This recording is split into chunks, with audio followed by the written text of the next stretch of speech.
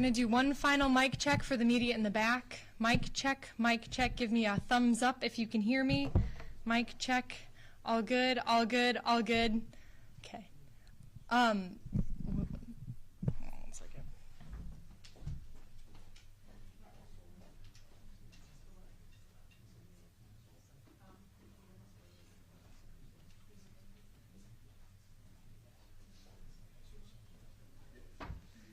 Okay, amendment. Thank you to Robert for keeping me straight.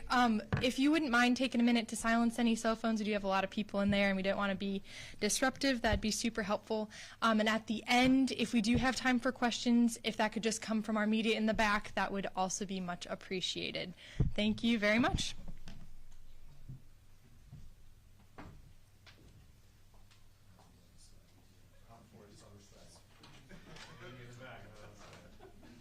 You want to ask one for me?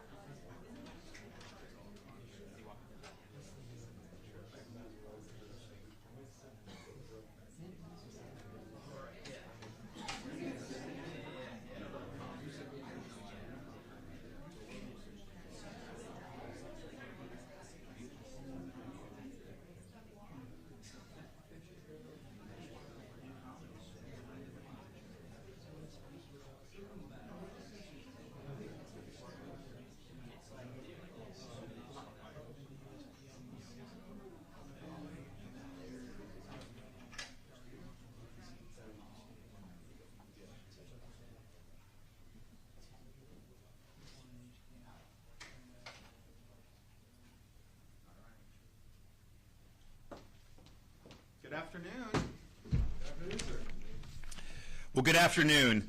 Florida leads the way yet again, as we have done on issue after issue over these many years. We are here again, doing it again, on doing everything we can to end the illegal immigration crisis in this country once and for all. We here in Florida have a responsibility to be strong partners with the Trump administration as it seeks to restore the rule of law, remove illegal aliens from our communities, and protect public safety. Today, the Florida legislature has passed the strongest legislation to combat illegal immigration of any state in the entire country.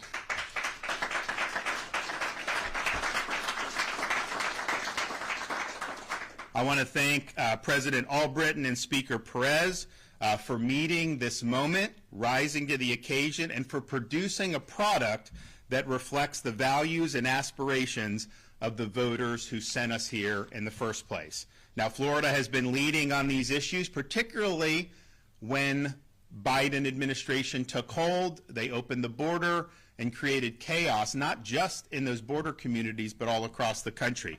We have led with Operation Lone Star, the first state in the country to send support for Texas during the Biden administration to combat the illegal border crossings. We also launched Operation Vigilant Sentry, plugging the holes that Biden left in our marine defense and interdicting over 17,000 illegal aliens that have now been repatriated by the Coast Guard just in the last year and a half alone. Of course, we had our illegal alien transport program, and then we've enacted legislation, no ID cards of any kind. That's a huge deterrent for illegal immigration. Increased penalties on illegal aliens for a variety of things, including driving, including voting, and also making sure we're monitoring hospital costs, and we've deterred a lot of costs in our healthcare system. So as Florida has led on this, it's been a team effort. The legislature has been with us on issue after issue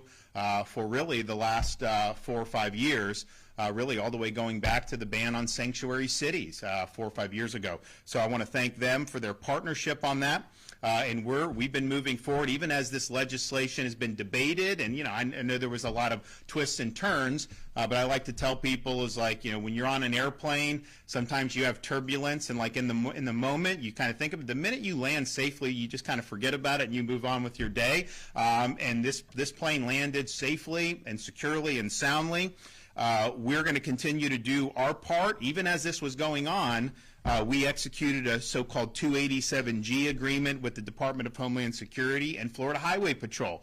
So they have been out. They have been conducting operations. FDLE has been doing it. I'd imagine you'll see an agreement between DHS and FDLE very shortly to be able to protect our communities. Now, when we called for this special session, we outlined a number of things that we thought were important. And it wasn't about, like, I was saying this. These are things that our voters had asked for. These are things that people who are smart in this space have talked about for many years. And now with the Trump administration at that time preparing to take power, now in power, this was our time to act. We wanted to make it a state crime to enter the state of Florida illegally. We wanted to make sure there were duties on state and local law enforcement, including having appropriate sanctions up to and including removal from office, so that they're participating with the enforcement of federal immigration laws. We wanted there to be a coordinating officer to be able to help work with these local authorities. We wanted to broaden the gang language so that we could sweep in more of these illegal alien gangs and hold them accountable. We wanted to make sure that we were able to exercise transport as appropriate. We wanted to repeal in-state tuition and focus on Floridians for people that were here illegally, no in-state tuition. Wanted to make sure there were strong penalties on voter fraud and registering to vote as an illegal alien. We wanted to police and deter the remittances, and we wanted to end the practice of catch and release, where you have a dangerous criminal alien get arrested and then immediately released back onto the street by our justice system. And I'm happy to say that of those key policies, virtually all of them are reflected in the legislation that was passed by the legislature today. So the voters who have been talking to me about this for many, many years, who wanted to see very swift action, just know that what the legislature did today, that answers the call. This is what you asked for. This is what you expected for us. And this really is kind of just the ticket to the dance. We're going to be implementing it. There's going to be a lot of things that happen, but I can tell you the state of Florida will be safer and secure as a result of this legislation. And again, I want to say this is a team effort. We got folks in both houses of the legislature. Obviously, our office, we were working very hard on this for many weeks, and we've produced a really, really strong product. I absolutely anticipate other states will follow what Florida has done as we move forward in the weeks and months ahead. We are ahead of the curve on ending the illegal immigration crisis. We didn't just sit on our hands. We got to work. We hashed it out, and we've got a great product going forward. So we are the model that a lot of these states look to. This is another big issue that we're leading on. And I want to thank everybody involved, and I look forward to momentarily putting my John Hancock on the pieces of legislation here. But before I do that, I want to give the presiding officers a chance to come up and say a few words. And so we'll start with our man from Wauchula, Senate President Ben Albritton.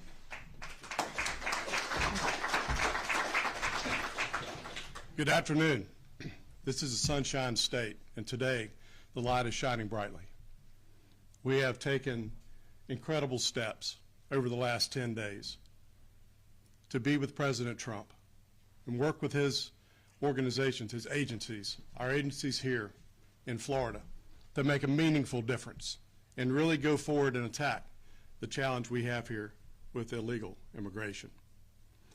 Speaker, I want you to know that I love you. I love you. You're a good friend and trusted. Thank you very much for all the work that you put into this. Governor, you've been the tip of the spear on this entire discussion. Your leadership has been phenomenal. Thank you so very much. And the last thing that I want to leave you with is this. At the end of the day, what happened over the last 10 days leading to this event today is all about Floridians. And what I know is this: going forward, once this is implemented, Florida families, Florida children, Florida grandchildren, fathers, mothers are going to be safer. They're going to be safer. That is a high calling for us. And for me, that is the number one reason why I was willing to, with these two gentlemen, to lean in and run to this fight, because it matters that much. My wife, Missy, and I have 3 kids of our own. We have 2 grandkids, and a couple within about 5 weeks will go from 2 to 4. And it's important for me to make sure that they have the best chance possible going forward to be safe here in the state and not be plagued with many of the challenges we've seen because of this crisis. So please bear that in mind as you write about this. It's about Floridians, and it's about their safety. Thank you. Okay, Mr. Speaker. Thank you, President Albritton and Governor. Thank you for your hard work, and thank you to all of you for being here, and to all the Floridians that have been patient over the last several weeks. We all had one common goal, and the goal was to solve for the crisis of illegal immigration through the vision of President Trump. We may have had different ways on how to get there, but at the end of the day, those are discussions that were healthy, were necessary, and make democracy way better after the conversation has been had. And so I want to thank the governor for being a great partner in this, and of course President Albritton from the beginning in the trenches in order for us to put forth the best product that we could. I also want to make sure that we thank the senators and the House members that had their input in this bill. There was a lot of discussion. There were multiple committees. In the House, we had 3 select committees, which were some of the biggest committees we've ever had in the House. And then we had the Budget Committee yesterday in order to bring the discussion forward with Q&A and debate to make sure that the product that we produced was the best, the brightest, and the most conservative in the country. And so the governor's absolutely right. when he says that Florida leads, and I do expect many other states to follow. So thank you all for working together alongside me. It was a privilege. I hope that Florida is proud of the work product that we have put forward. I know the three of us and our colleagues are very proud of it. So thank you all for being here. All right, let's get it done right here.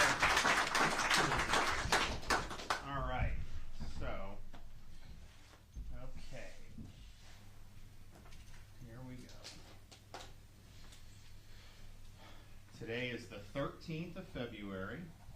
I know that because I'm monitoring Valentine's Day. I'm ready for that, so.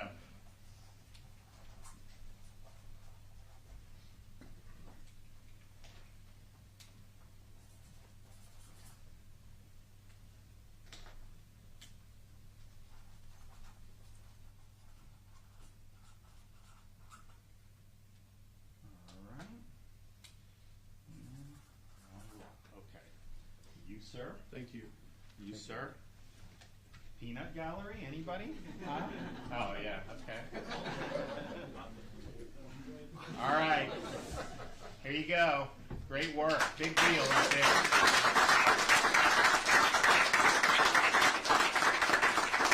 All right.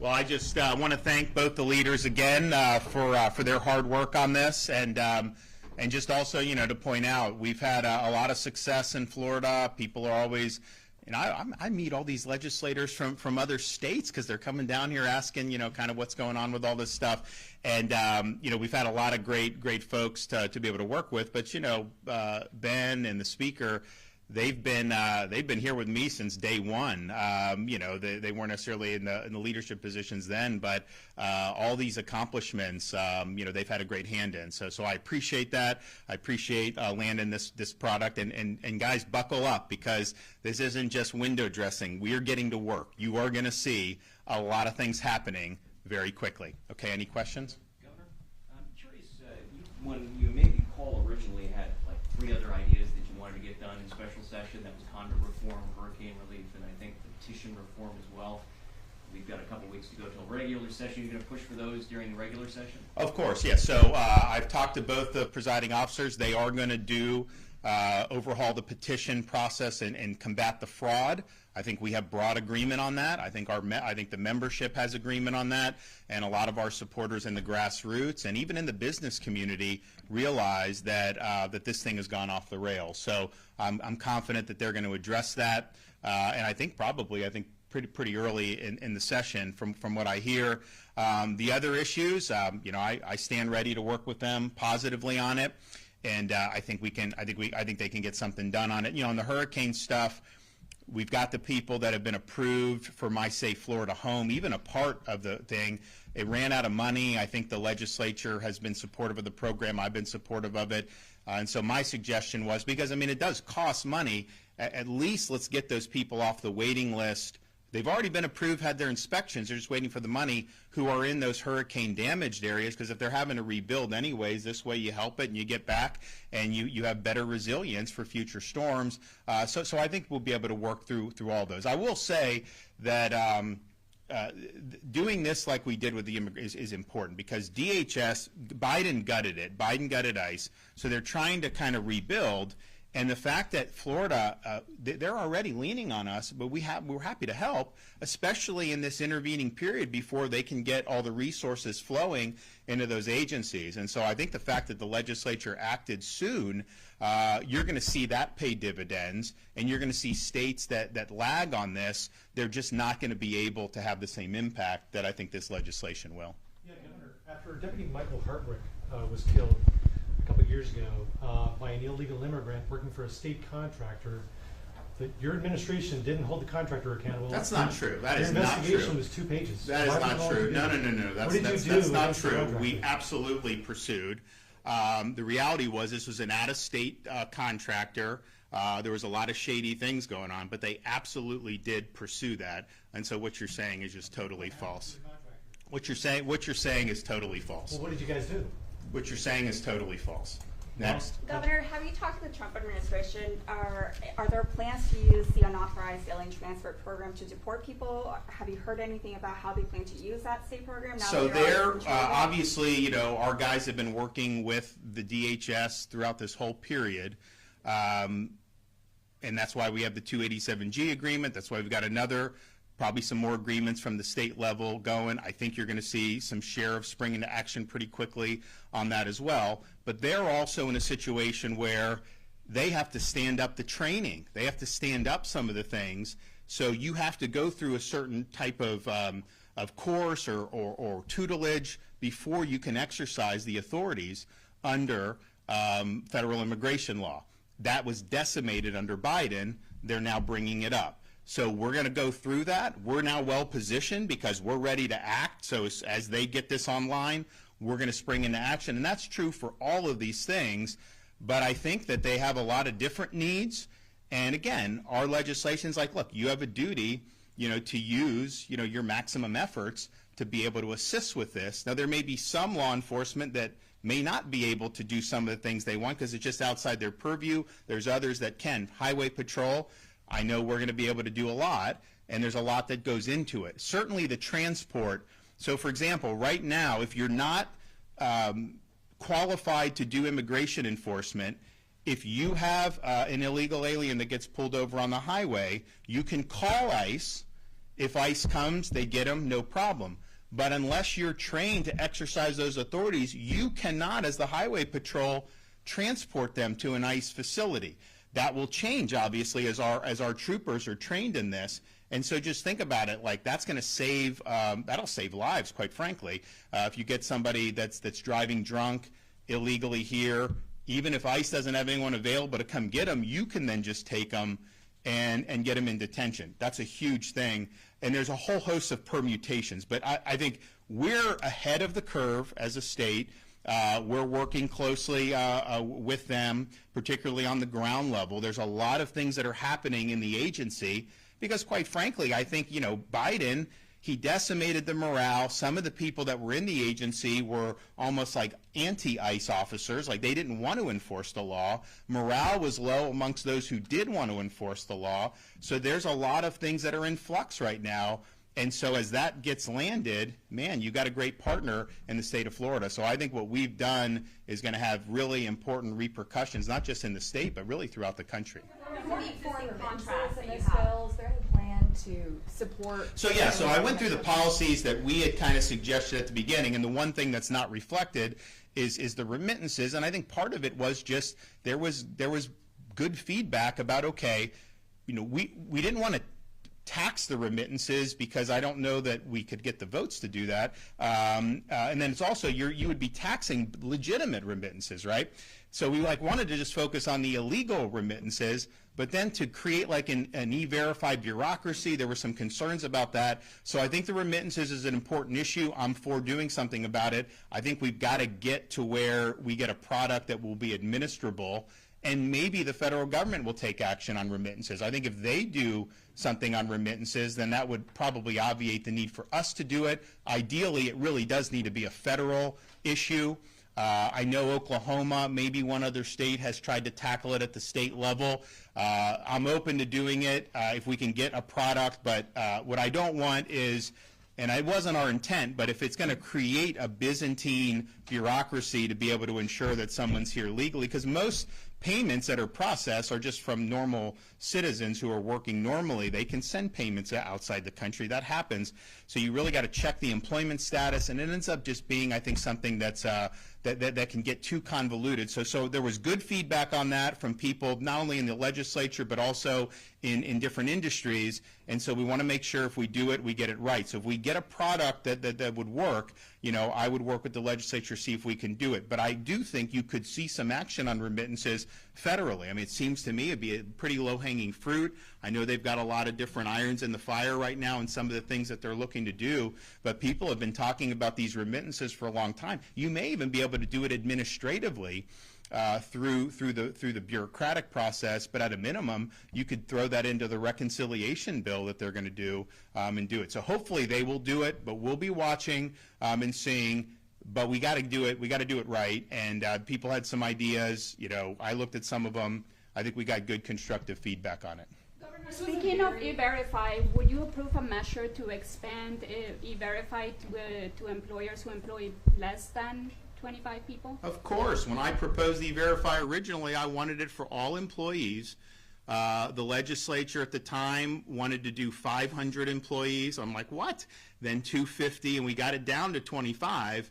But I wanted it to be for all new hires, and I think that that's something that's appropriate. So I would absolutely support it, and I would also support funding for that. You know, we haven't just say, hey, this is going to be a requirement for everybody. Make it very quick and easy, and then provide funding. I think that that would be a home run. So yeah, I'd be supportive of that 100%. Why was there not intense debate between you and legislative leaders? Some have said there's still hurt feelings through this process. And I wonder, how will this change how you work with legislative leaders going forward? Well, I can tell you that's not on my part. I mean, you know, what we're doing here, when you get sent to office, you know, this is business. It's not personal. I don't take this stuff personally. In fact, I mean, when people hit me personally, I think that probably benefits my position, because you know a lot of the voters that sent us here don't agree with those attacks, and so it's fine. To me, this is business, and you get the job done and you move on. And politics is weird because you know, you can skirmish. But then, you know, you come to an agreement, and you may have fought 2 weeks ago, but then you may be strong allies on something going forward. So you always got to be willing to work constructively to get the job done for the people that sent you here. So I have no hard feelings at all. You know, these are not easy issues. There were differences of opinion about, you know, how to go about it, the timing, the substance, and we brought it all in for a landing. And we're better off as a result of having done that. So I think you're going to see a very productive next 2 years. I know both Ben and Danny, you know, they've worked hard to get in their positions. You know, they want to leave a mark. They want to leave a legacy of success. And so they're going to have a good partner with me as governor as they work through different policies through their respective chambers. But this was, I think, a healthy exercise. And I don't think you're going to see any lingering feelings at all. Certainly not from me. I'm happy with what we got. The people wanted us to act. We have policies. I said at the beginning of this, it's a pass-fail exercise. You either get policies that are going to do the job or they won't. And if they don't do the job, then we shouldn't do it. If they do the job, you know, it doesn't have to be dictated by me. If they do the job, then let's move forward on it. And I think the legislation today does the job. President Albritton, in the House, they're looking at doing some budget veto overrides, and I was curious what your thoughts are on what you're potentially going to do with that if it gets to your chamber. Thank you. The first thing I want to say is I want to go back to the previous question. I suspect everybody in here has a sibling. You know, sometimes siblings squabble. It happens that way. That's how families work. But I want you to know that I'm incredibly proud of the partnership that we have built with the House and that we have built with the governor. And this right here is a prime example of how when we put our heads together and we run toward the same fight, that we bring results. And I believe that matters. That matters. And I certainly won't speak for the speaker. He does a good job of doing that on his own. Good friend, trusted friend. I will tell you, I agree with the governor. I think the exercise that we've been through for the last 10 days, maybe, the exercise we've been through for the last 10 days has made this family stronger. We've grown from this. I, for one, have learned a huge amount about the immigration process altogether. I don't mind admitting that. It's very complex. It's very complicated. So a lot of it's in flux, as you said, Governor. So I'll just tell you that our Republican family, we're together, and we are moving forward together. And I also agree for the next couple of years we're going to have a lot of successes together, and that really matters. As it relates to veto overrides, you know, the Florida law gives the governor the ability to provide veto overrides, and here's what's fantastic. It's literally magical about the political process in Florida. It's okay if we have different opinions. It's actually healthy. So if he vetoes something that I would disagree with, I'd like to have a conversation about that, right? I think what the House has done, and I can't speak for the Speaker. He had to run for a Valentine's dinner tonight, that's important. But they put together this process to take a look at previous vetoes and the substance of those and how they feel about it. That's certainly something the House is looking at. I'm open-minded to that as much as anything else, because this is the way I view it. You have a House, you have the Senate, and you have a governor. And if anything, that's not a divide. If we disagree on a veto, that's not a divide. It's another opportunity for us to work together. That matters. It matters. So the House is working on the process, certainly supportive of that, and I look forward to, over the next 2 years, working with the governor and building budgets that can get the job done for Floridians. Yeah, I would just, obviously, you can read the Constitution, like the prerogatives are there, but I think the issue is just, what the voters that sent us here, what do they want us to do? And Florida, I think we've developed a reputation. I mean, we were Doge before Doge was cool. If you look at that, we have the lowest number of state workers per capita in the country. We've paid down 36% of our state's total debt, taxpayer-supported debt. We've got big reserves, and we've held the line on the budget. And so the issue is there a political mandate for members who ran on fiscal responsibility to be adding in what a lot of voters would think would be pork barrel spending back into this current fiscal year, rather than focusing on the issues like condos, like hurricane, like all these others. And all I can say on that is it's their prerogative, but I'm with Doge, I'm with Elon, I'm with Trump. We should be holding the line on spending. We shouldn't be looking for ways to increase spending if we don't need to. Okay, thanks everybody. God bless you.